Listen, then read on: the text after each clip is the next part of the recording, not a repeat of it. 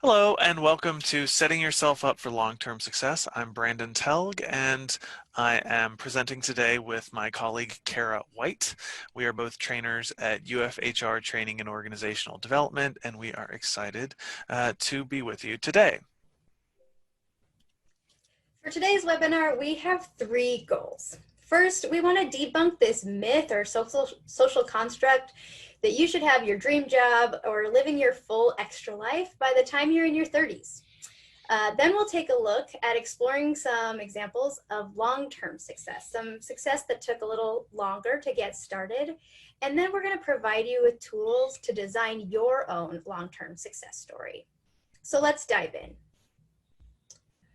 The first thing we want to talk about is debunking this idea of early success. And we hear about this a lot. There's a lot of glamorizing of this early success. We live in a time where people achieving early success at a rapid pace and these stories are being amplified. Instead of being kind of the exception, it's now become the expectation. Lists like Forbes 30 under 30 or shows like Little Big Shots and even most sports kind of create this narrative that if you haven't achieved success at a young age, you probably won't ever. And while reaching a certain level of success at a young age can set you up for long-term success, there are some inherent dangers of taking on too much too soon. In an article published in 2011, Barbara Moses suggests a few dangers of achieving success at a young age can lead to. The first is financial impacts, and this doesn't have to look like the dramatic stories of lottery winners who kind of like go bankrupt in less than a year, but it can look like getting too comfortable in the salary that you make, that you stay in a job because even though you hate it, because you're not qualified to take on anything else. Additionally, relationships can take a hit both personally and professionally. If your friends and peers are in different stations in life, it can feel awkward to be advancing, and some may harbor some resentment toward you and attribute your success to luck rather than merit or skill. You may also experience imposter syndrome, as it's more common among people who have achieved success at a rapid pace. Am I qualified to do this? I have no idea what I'm doing. These kinds of thoughts will lead you to second guessing your decisions, having anxiety, experiencing anxiety, and underperformance. And the last thing she cautioned against was burnout. People who take on too much too quickly can quickly burn the candle at both ends and burn it out. Now, this isn't to say that anyone who ever achieves success at an early age is going to experience these things. There are tons of success stories that start at a young age and build from there. But there are a lot, particularly artists and athletes, that fall from fame just as quickly as they got there. I'm sure you can think of some just off the top of your head. So the question I would like to pose to you is, would you climb this ladder, this rickety ladder that seems to be built on such a rocky foundation? This is what early success can look like. If you progress too quickly too soon, you're climbing a ladder on a wall you may not want to be on. So taking time to build your success can build a foundation that will prepare you for opportunities, that will propel you forward. And it's all right to take some time to build that foundation so you can build up in the direction that you actually want to move. So let's look at some examples of long-term success. One of my personal favorites is Oprah Winfrey. I love her story. After a rough childhood, Oprah was able to achieve what I think anyone would describe as success. I think she's objectively successful. She was ranked by some as the most influential person in the world, and she was North America's first Black multi-billionaire. She's been considered the queen of all media, and I would agree with that. She's most famous for her talk show, which aired from 1986 to 2011, but she went on to run her own production company, Harpo Productions, and her own network channel, OWN, Oprah Winfrey Network, and she's just a really big deal. But did you know that she was actually fired from her first co-anchor position at a network in Baltimore? She went on to work lower level positions at that network until she was recruited to co-host a show called People Are Talking, which you've probably never heard of. Wasn't very popular. And she did that actually for 5 years before moving to Chicago and taking a role on a very low rated half-hour long show that eventually became, everyone liked her so much that it became its own show, which was the Oprah Winfrey Show. If you've attended any of my other webinars or anything, you know that I love Brene Brown. She's one of my biggest heroes. Her big debut into the public eye was when her TED Talk on vulnerability went viral in 2012. If you haven't seen it, I so recommend it. It is one of the most viewed TED Talks. And she was actually 40 years old and had already written 4 books by the time she gave that TED Talk. Didn't have a whole lot of traction before then, but since then she has written and published 4 very widely successful books, grew a business consulting on authentic leadership, and anyone who's in the leadership space can tell you about the power of the work she's done. And most recently she started a podcast interviewing some pretty impressive humans. You may have heard of Stephen Covey, or at least his very popular book, 7 Habits for Highly Successful People. And while he did have a very successful career in business before publishing that book, the publication of that book is what launched him into an incredible, a household name. He's incredibly popular, a very successful writer, went on to write more books, became a keynote speaker, and brought major attention to his company, Franklin Covey. And he published that book when he was 57 years old. 57. That's like, he has a full life before he even published that book. And lastly, we want to talk about Charles Bradley and Sharon Jones. And I have to admit, Brandon had to educate me on these two because I am not well versed in the world of soul music as he is. But I loved hearing their stories as well. Charles Bradley's actually a Gainesville native. He was born here. And he was a singer who performed most of his life, but didn't get his first record deal until he was 60. He spent years working odd jobs and performing actually as a James Brown cover artist to pay the bills. And during the 2010s, after he landed his first record deal, he blew up. He toured and played every major music festival.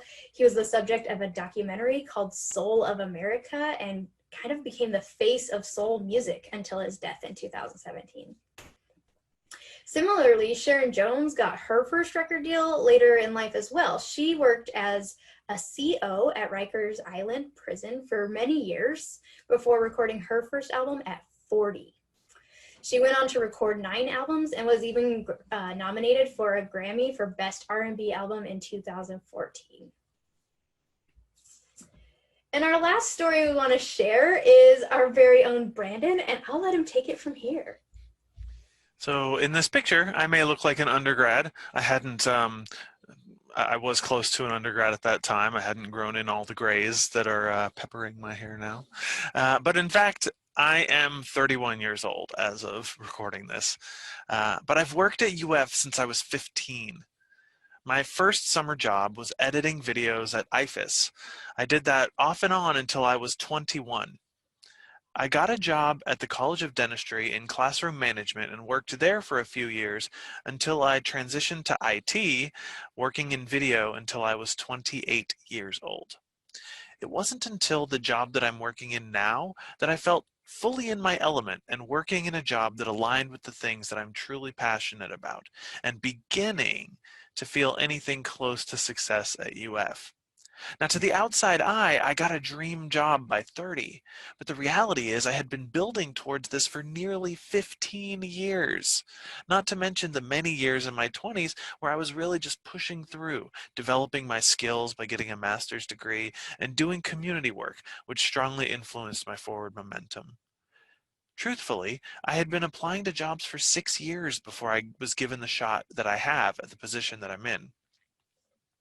I believed that I was a failure because things were taking so long, but every step of the way I was learning. I was building guardrails so that when I did start to see successes, I actually knew how to take advantage of opportunities and build them sustainably. Now, do I consider myself a success at UF? As in, am I a program manager or director or even someone with much status at all? No. And if those were the things I was basing my success off of, I'd still feel like a failure. I've been working at UF for half of my life after all. But I believe that maybe those things may be in the future one day, but for now at least, I have successfully followed certain steps on my journey to get myself to a place that I want to be, that has the opportunity for growth if I choose to pursue it. Getting where I am is a personal success in its own way, but it took me 15 years to get to the starting line. And you know what? That's okay. Now, we've talked about the ideal of overnight success and how it's a myth, and we've seen some stories, including mine, about how long-term success works. Next, we're going to talk about how to plan for your long-term success. The first thing you need to do is take a look at all the things you want to do. And the emphasis here is you. What do you want? Of course, you can take into consideration the wants and needs of your family or a partner, but ultimately the goal here is to define your vision and set goals that will help bring that vision to life. At some point today, or you could even pause this and do it now, take 6 minutes to sit down and answer this question. If I could have anything, do anything, or be anything, what would it be? For the intentions of this presentation, that thing is your why. Now, the first key to long-term success is alignment. You must align your actions with your goals. Often we can get caught up in our own minds, focusing on I should or I ought to do something. If you hear yourself saying that you should, ought to, or have to do something, then you might be setting yourself up to do something that is not aligned with getting you where you want to be. Focus on the I wants, so long as those things are helping you achieve your goals towards building long-term success. To further this concept of alignment, once you have identified your goals, you can build your way up to achieving them by focusing on your identity capital. Identity capital is a form of social currency. And when I say currency, you may think of finances. That's what the word means by itself, after all. The thing that we use to purchase the things that we want. Capital. But identity capital is what we metaphorically use to purchase jobs and relationships. In other words, to quote Dr. Meg Jay, author of Defining Decade, a book about identity capital, quote, "It is the repertoire of individual resources that we assemble over time. These are the investments we make in ourselves, the things we do well enough or long enough that they become a part of who we are. Some identity capital goes on a resume, such as degrees, jobs, test scores, clubs. Other identity capital is more personal, such as how we speak, where we're from, how we solve problems, how we look. Identity capital is how we build ourselves bit by bit over time. It's the story you put out into the world, and that story is something that you get to write. You get to choose what you invest in and how your story reads both to yourself and to the world around you. The things listed on this slide are some of, but definitely not all of, the ways in which your identity capital is built. The more of this capital that we build in, say, a degree you might get, a hobby you pursue, the more doors will likely open for you. What you spend your time doing, what you choose to invest in, is your why. So make sure that you choose that intentionally and you pursue the why that you have identified for yourself. Now, if you're saying to yourself, I don't invest in my why, then let us first of all ask ourselves what the reason is for that. And then second, how we can change that. Once you start to invest in that thing that motivates you, it will put you on a path towards it. Friedrich Nietzsche once said, I'm paraphrasing slightly, a person who has a why to live for can bear with almost any how. And this is true personally and professionally. If you know that you want to be something, if you know you're wise to do a particular job, invest in that thing. Let's say you believe in your heart you're wise to be a researcher. You really want to make the world a better place through science. Yet you found yourself on a life track and you're a copy editor.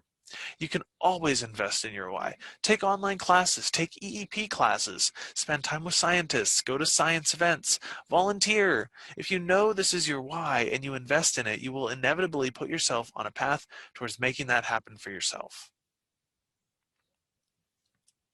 So in the description on this video, or if you're listening on the podcast, there will be a link to an article, 51 Ways to Build Identity Capital. Please open that and pause this recording and take the next 8 minutes to read this document, really starring your top 5 ways to build identity capital, and then do them. Do them. So I'm going to give you a chance to pause it now. All right, I'm assuming you're back. You've pressed play. I'm going to continue. So as we discussed before, it's all about alignment. What is your why? What does your identity capital tell you? Is your identity capital aligned with your why? Chances are, if not, you experience some frustration about that. What can you do right now to get where you want to be? Well, look for opportunities. Find aligned opportunities and know that not every opportunity is the right one. Exactly. I think Brandon brings up so many great points about building identity capital, and that article points out a lot of ways to do that. And as you start to look for those opportunities, you're going to realize that there are a lot of them. So what can we do to make sure that we're focusing our time and attention and we're investing in the right opportunities? I want to share with you guys a thing that I came across a little while ago called a strategy screen. Now, this is a series of questions you develop before you go looking for opportunities or before you encounter an opportunity that will help you decide if it's right for you or not. And the kind of theme for these, is it a heck yes or is it a no? And if it's not a heck yes, then it's a no. So here are a couple of examples of strategy screen questions that are really more oriented toward an organization. Organizations can use these strategy screens in a similar way. They're designed to help organizations make decisions that help align them with their goals and their mission. But they can be easily adapted to you and your purpose and your why. Things like, does it help me advance toward my goal? Do I have the capacity to pursue it? Can I pay for it, or does it pay for itself? And we'll talk about a few resources that exist for you that pay for themselves. And am I the best person to take this on? And sometimes if the answer is no to that, it's what do I need to do to become the best person to take this on? Even more concisely, and I like this saying a lot, if it doesn't fit my schedule or my soul, it's not for me. And again, driving back that heck yes or no. If it's not something you're enthusiastic about or excited about or passionate about, it's a no. And you can practice, if you have a hard time saying no like I do, you can practice some responses that'll allow you to say no to opportunities that don't put you in line with that. So I wanted to share a couple more examples of strategy screen questions. And I actually came across this term from a keynote speaker at a conference that I went to 2 years ago. Her name's Tiffany Dufu. She has a book. It's called Drop the Ball, and I highly recommend it. It's a great read.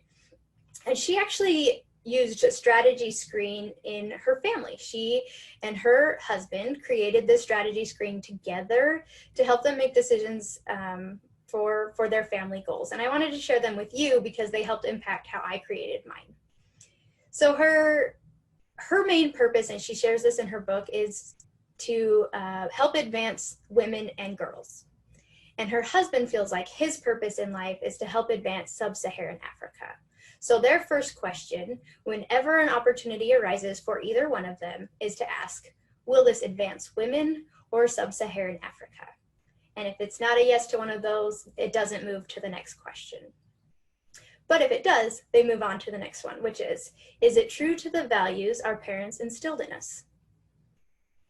If it's a heck yes, they move to the next one. Will this put us on the path to financial freedom? Again, if it's a heck yes, they go to the next one, which is, will our descendants be proud of us for taking this opportunity? I think that one can be really powerful.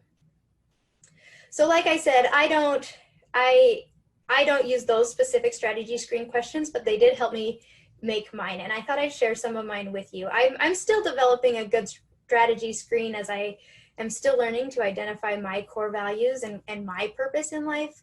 But I have been able to make a lot of decisions based around these three questions that I thought I'd share as well. My first one is, will this opportunity open more opportunities in the future? I like to make the choice that gives me the most options in the future. And sometimes when I'm in the future and I have more choices to make because of that choice, I kind of kick myself a little bit. But I think I would always rather have too many options than feel like I don't have any. My second question then is, does this align with my values? And my third, which I feel is core to my purpose, is there something that I could learn or something I could teach someone from this experience? So hopefully those questions and those examples give you an idea of how you can create your own strategy screen by crafting questions that help you stay aligned with your purpose. So last, we want to share some resources. I kind of mentioned we have some free resources that pay for themselves. And the first that we want to promote, because we really don't feel like it gets enough attention, is the Employee Education Program. And I can't emphasize this enough. You can get a free degree. You can get a degree for free just by being an employee at UF. So we highly recommend taking advantage of that as an incredible way to build identity capital and prepare yourself for opportunities as they can open up in the future. I know Brandon's a proponent, as he has been a participant in this program, and we can't say enough good things about the EEP, or the Employee Education Program. The next resource we want to plug, maybe a little shamelessly, is the Training and Development Program. Our program, we have a couple of certificate programs that are really designed to help you learn and grow and build your identity capital. Now, we didn't use that term necessarily when we built it, but that's really what it's for. We have the Thrive at UF program, which helps you just build marketable skills and build some of those softer skills to be a good employee. We have a Managing at UF program for current managers and aspiring managers, or people who think they may want to be managers. We have the Leadership Network, we have Gators Together, and then we have our Keep Growing campaign that we're doing now. And last, we have LinkedIn Learning, which is free for all UF employees as well. You just have to log into LinkedIn, and through GatorLink authentication, you can access thousands of hours of tutorials on any subject you can possibly imagine that may be of interest to you or may help you build the skills you need to better live your why. Thank you so much for being a part of this webinar. If you have any further questions or comments, or you want to learn more about this, feel free to reach out to us. Our email is training@ufl.edu. And if you liked this presentation, it is very likely that you will be interested in one of these courses, which we offer usually once per semester, each of them. You can find them in my training. And our Keep Growing at UF webinars, which this is one of, at the address shown here. There's a number of webinars, and also a podcast if you prefer to listen and learn on the go. Thanks again, and keep growing.